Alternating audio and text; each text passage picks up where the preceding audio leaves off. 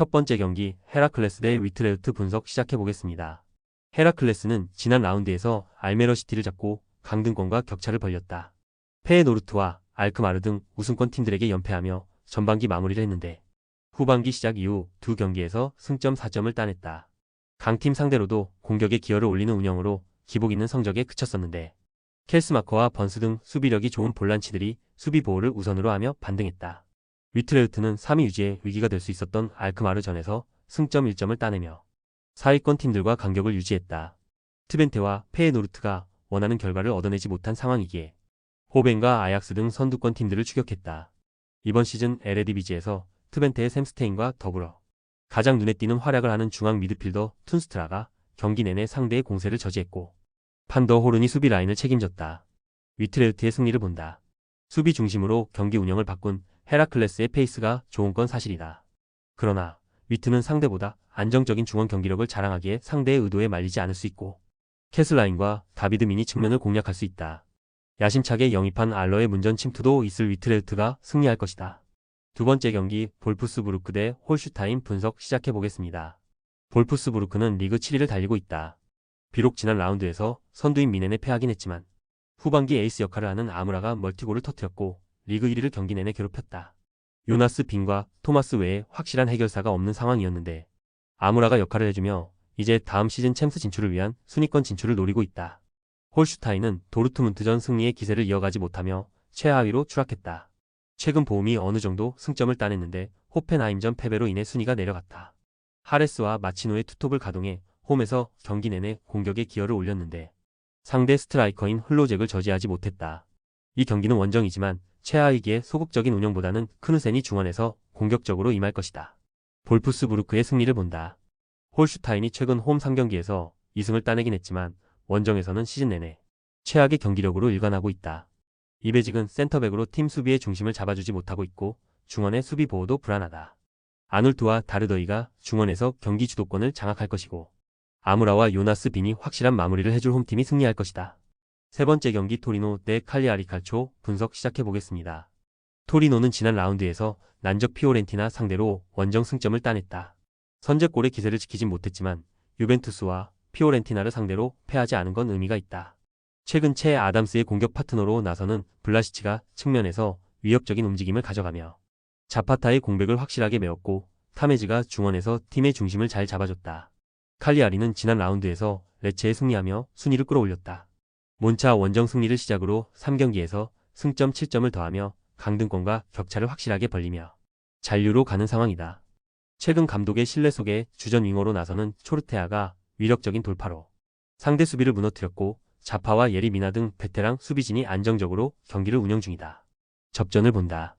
토리노가 홈의 이점을 살리며 경기를 주도할 수도 있다. 타메즈와 사무엘레 리치 등 중원에서 점유율을 가져갈 볼란치 조합도 건재하다. 단, 측면 수비수인 덤벨레가 징계로 빠지기에 초르테아의 돌파를 저지하기 위한 수비적 대처도 필요하다. 두 팀이 90분 내내 접전을 가져가며 승점을 나눠 가질 것이다. 네 번째 경기 오세르 대 생테티엔 분석 시작해보겠습니다. 오세르는 지난 라운드 원정 경기에서 최악의 결과를 받아들었다. 앙제에게 패하며 승점 추가에 실패했고 중앙 수비수인 가브리엘 오쇼가 퇴장을 당하며 이번 홈 경기에 나설 수 없다. 디오만데와 아크파 등이 있긴 하지만 풀핏의 전력으로 보긴 어렵다. 그래도 홈에서는 파리 생제르맹전 무승부를 비롯해 승점 획득을 잘하는 이번 시즌이다. 언제든 해결할 수 있는 하메드 트라오레의 존재감도 확실하다. 생테티엔은 랑스를 잡으며 기분 좋게 후반기를 시작했다. 그러나 파리전 패배에 이어 강점이 있는 홈 경기에서 낭트를 압도하고도 승점 1점 추가에 그쳤다. 교체로 들어온 보아케의 골이 나왔고 루카스와 다비타 슈빌리가 경기 내내 골을 노렸는데 결승골이 나오지 않았다. 접전을 본다. 생테티엔의 원정 경기력 기복이 큰 건 사실이다. 그러나 강등권과 격차를 유지하기 위해 승점이 간절하고 극단적인 수비 축구로 나설 수 있다. 루이스와 부슈아리 등 중앙 미드필더들이 경기 내내 최종 수비 앞에서 홈팀의 공세를 저지할 생테티엔이 승점 1점을 따낼 것이다. 다섯 번째 경기 셰필드 대 헐시티 분석 시작해보겠습니다. 셰필드는 주중 원정 경기에서 스완지에 승리하며 1위 경쟁을 이어갔다. 리즈를 비롯해 선더랜드와 벌리 등 승점 50점 이상을 기록 중인 팀이 4팀인데 밀리지 않고 있다. 최근 3연승 중인데 그 기간 모두 멀티골을 터뜨렸고 아메도 지치와 버로우즈를 중심으로 한 수비 라인은 공간을 주지 않았다. 단, 경쟁자들의 페이스도 좋기에 우승을 위해서는 연승을 이어가야 한다. 헐시티는 주중 경기에서 상승세의 퀸즈파크에 패했다. 선발 윙어로 나선 게라트의 골이 나왔지만 한 골차 승부를 극복하지 못했다. 그로 인해 강등권 순위에서 벗어나지 못했고 이번 원정 승점 추가가 간절하다. 우승을 노리는 선두권 강팀을 만나기에 공격 의사를 보이지 않는 템백 운영으로 임할 것이다. 셰필드의 승리를 본다. 헐시티는 코디 드라메와 맥러플린 등이 나서는 측면 수비가 상대의 돌파력 좋은 공격수 제어에 어려움을 겪고 있다.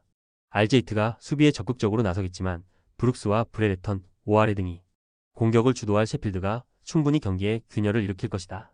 셰필드가 연승을 이어나갈 것이다.